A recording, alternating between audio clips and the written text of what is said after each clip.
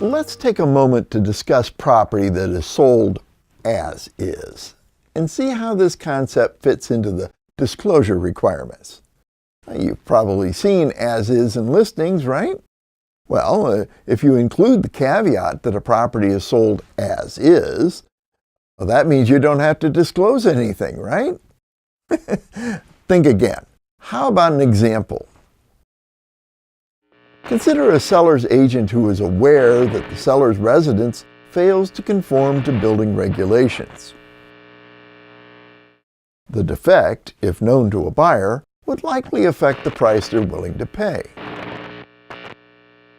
The defect is more commonly known as a material fact.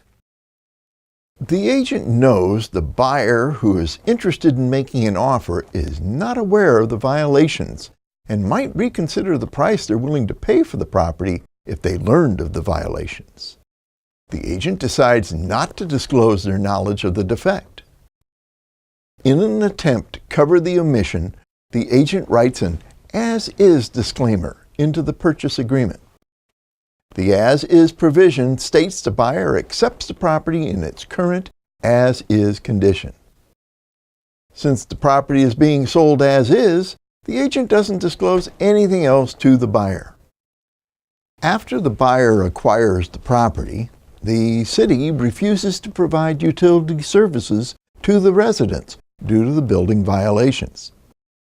The buyer demands their money losses from the agent's broker, claiming the agent breached their general agency duty to disclose conditions of the property known to the agent before the buyer agreed to purchase. The agent claims the buyer waived their right to collect money damages when they signed the purchase agreement with the as-is disclaimer.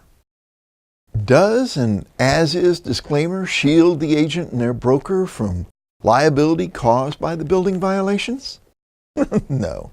The seller's broker still has a general duty owed to all parties to a transaction.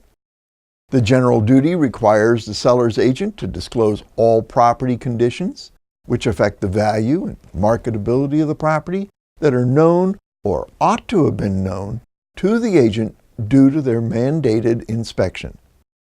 The duty is not excused by writing an as-is disclaimer into the purchase agreement in lieu of making the factual disclosures before an agreement is entered into with the seller.